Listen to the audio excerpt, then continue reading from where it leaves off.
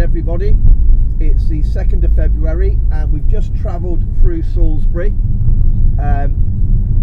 running a little bit late actually. The A36 was closed, which is a real pain. That, to be honest, I had to go through the lanes and jump onto the 303, but back en route now, just going down the lanes, heading to Witherington Farm. Teams of 4.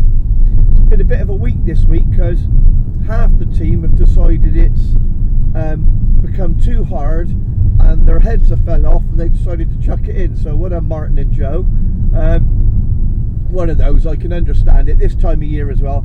The fishing is difficult, and I'll just adjust you there, and you know, I get it, but it's one of those. But we had to find last minute replacements, which is never easy, is it? So I've drafted in Tom Fick and Daniel Squires, so well happy with our drafts at the end of the day. Sort of with so short a notice to try and find somebody as well. Apologies. Right, we're just arriving at the fishery now. So Tom's going to be on Barnmore where the skimmers are and the old big carp. We've got Dan Squires on Cottage. He'll do well on there, I'd have thought, because they like little bits of meat fished here, there and everywhere, and possibly a Wagner to the island, so he'll love that. I'm on Selwood as per normal, and then we got Barry Robson doing the rings or snake lakes. So none of the regulars really. I'm the only sort of team member here because Captain Steve is off because it's his wife's birthday. What's that about? Sort it out, Steve. Don't mean it, Mrs. Naden, but sort it out. So we just arrived. I've had to grab me McDonald's on the way because we ran a bit late because of this diversion business. So I'm going to work this burger into me nice and fast now, drag the kit out and go and do the team draw. Fingers crossed, see you in a bit.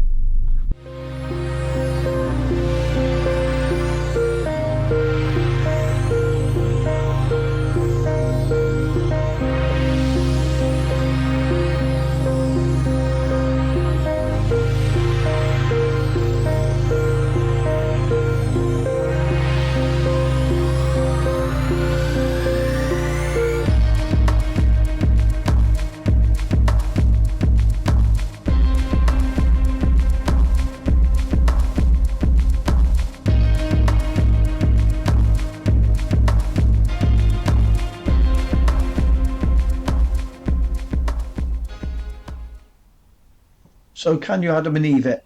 Peg 7 again. 3 times out of the 5 times I've been on the lake. 7 and 9, by far the worst 2 pegs on the lake, in my opinion, that is. I'm sure 1 or 2 locals would disagree, but it's just so shallow. Deepest water I got, 3 foot on the short line, as you've probably seen when I was plumbing up. Out in front of me, 2.5 foot if I'm lucky. Not only is my drawing arm broke for me, it seems to be broke for the best part of the team as well. So apologies, Tom, because I've given him 12 on Barnmore, which is absolutely dreadful. And I've gave Barry Robson peg 73 on snake, and that's awful. But I did give Dan Squires a good one, 14. I wouldn't say it's like out and out the best peg or anything like that, but it's a good peg. And Dan being the angler he is, I've got no doubt he'll do well out of that. Well, you've probably seen that fish when we connected with it bow wave, because it is that shallow, this peg. Trouble is it doesn't feel properly hooked, and you don't want to do that today really, because it being so shallow, everything you hook in here disturbs everything else, doesn't it? And you've probably seen when I hooked that, it not only did it bow wave, it was the only fish that bow waved. So it's just one of those today, it really is. And what's happened recently at Witherington, just to bring you all up to date, is this has actually been underwater. Everything you can see here, all four lakes, right up to those farm buildings you can see in the distance, was like one lake. There's a river off to me right there. Um, oh, the hook's pulled out. He was fouled. Um, and all the rain we had, the river's gone over. The whole thing went into one lake. So I think the stocking could. It's anybody's guess on the stocking now. I do hope they haven't lost many fish, but I wouldn't be surprised if the fish have swam from one lake to another, etc. Um, who knows? We might even catch a grayling out there later. So, oh, lovely. We had a proper little dig then on the float, and we've hooked one. This is about 20, 25 minutes in the match now. And as you can see, we just went 13 metres, fed it 13 metres, didn't catch anything at 13. And I've just got that little dolly bit on and just fished past that little bit of cad pot of feed. I use the dolly bit a lot for that sort of thing, to be honest. I think they're brilliant.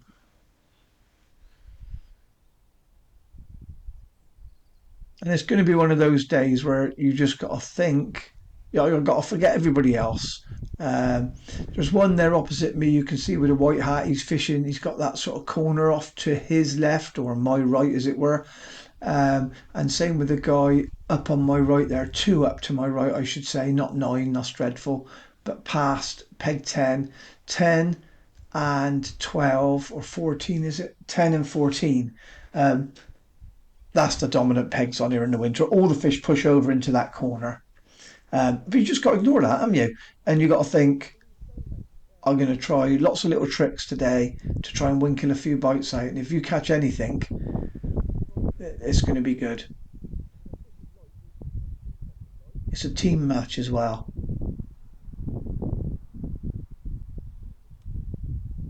I'm an old team player anyway, so for me, team fishing, there's you got to put in the effort, haven't you? When you got other people relying on you, you're relying on each other. I love it. This feels a good fish. If we can get this in, that's some point secured already today. Because honestly, I don't know what the stocking is going to be, but we're on the old white hydro, faithful white hydro. I fished that all through the winter, so I'm used to it. I know how much stick I can give it with an 012 hook length, which is exactly what we got on. Fishing in such a shallow peg, I think the light elastic is good because they are going to run off because it is shallow. Um, but we're certainly in no rush. Oh, and oh yeah, that's a great fish to start.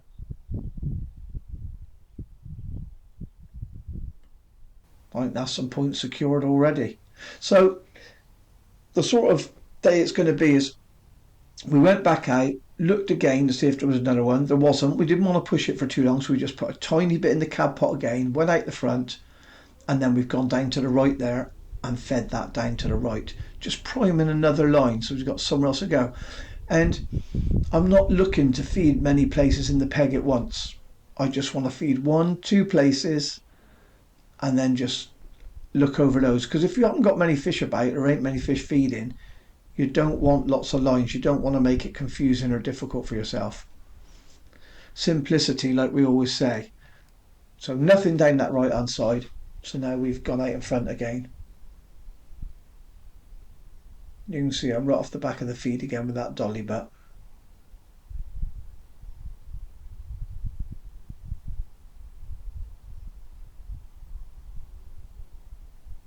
This looks like it's a skimmer, deep, well, bream really.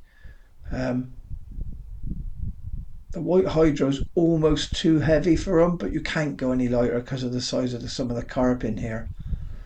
And also, because this line is straight out in front of me, you'll get away with it because you're shipping everything straight back. If I had to cleave round at an angle or something, you could suffer hook pulls then, so you'd have to go even lighter. I'd probably get on the orange hydro then. But as it is, white coming straight back's absolutely fine. Perfect.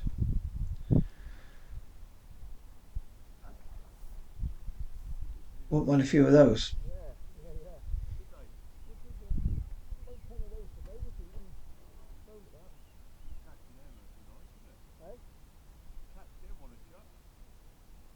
Yeah, that's £3 fish that. There want to chuck though, mate, you know. So back at again, no rush to start going out any further. Just look when it's difficult, and you've caught one or two fish like we have early. You gain a bit of confidence, don't you? Whatever you fed there, the little bit of feed you figure is right, and there's no rush.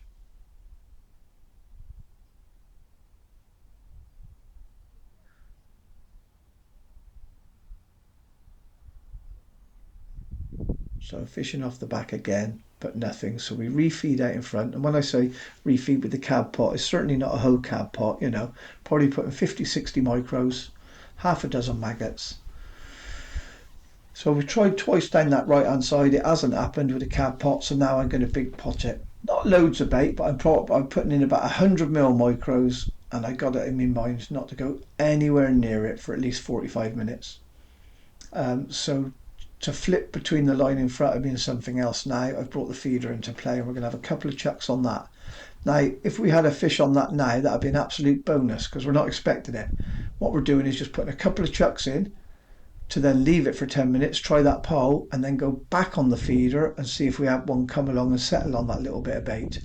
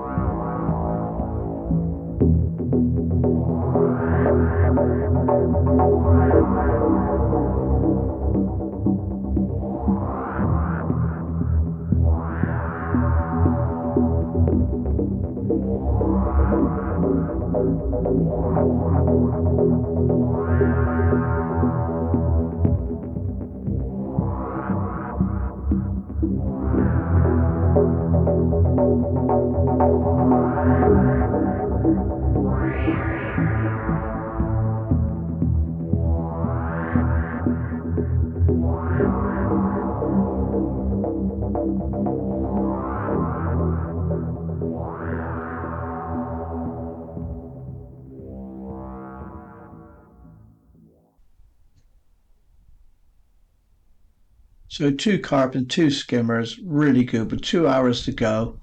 Um, yeah, feeling quietly confident. Some very good points out the peg now. I mean, my best lines was that one to the left there that you see me feed. I generally catch at least sort of one carp there because I've had this peg a couple of times before.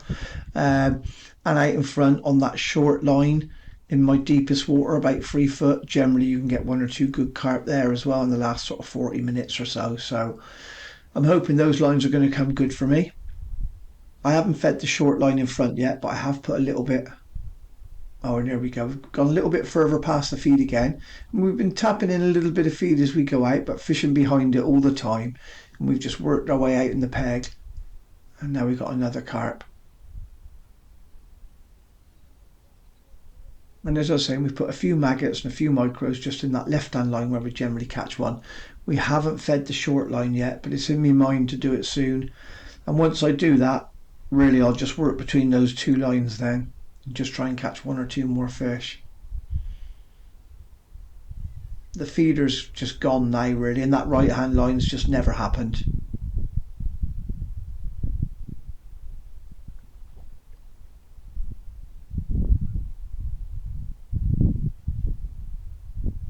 Another good fish, feels a bit feisty actually. Whether it's the day's warmed up a little bit, but yeah, he's pulling bigger, better than that bigger one was. I'm gonna have to put some pole back on.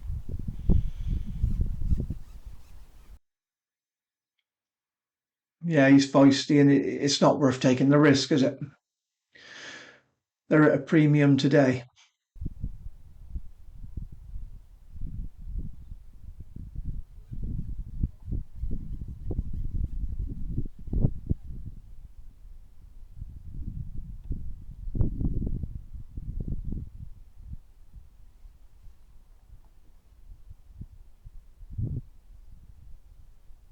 As you can see, we've done our usual little trick where we've broke the pole down a little bit early and kept ourselves a couple of sections there behind. So if this fish suddenly bolts off round to the left or right and pulls our top kit round with it, we can grab those couple of sections and stick it back into the top kit quite easily. Whereas if the pole was whole behind us, we might not be able to do that. But I think we got him under control a bit now.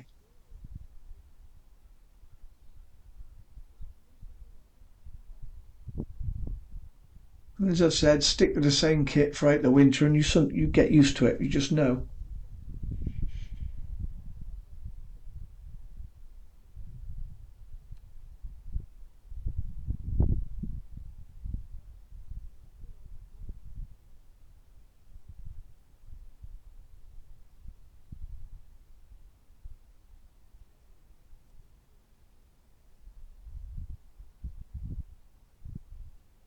Tom on the Tom on Barmore has been struggling over there with Blakey next to him. Both of them struggling, blanking in fact, I think. But I just heard, um, so I heard that Tom's just managed to get himself a big carp, which is great news.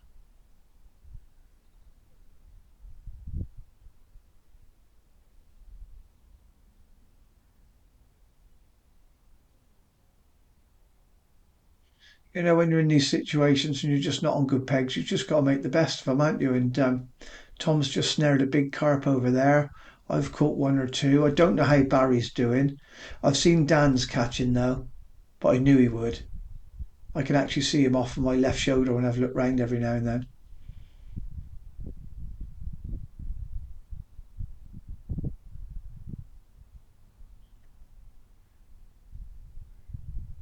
And looking round, seeing the one or two anglers for reeds who were winning the league. They were 20 points ahead of us. They are not doing very well.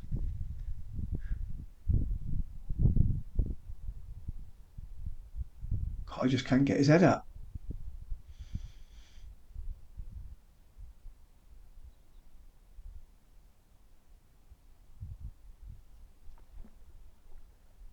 Lovely. That's another nice fish as well. It's Stamperny. They're really fat, these fish in this lake. Really nice, fat, chunky mirrors. They weigh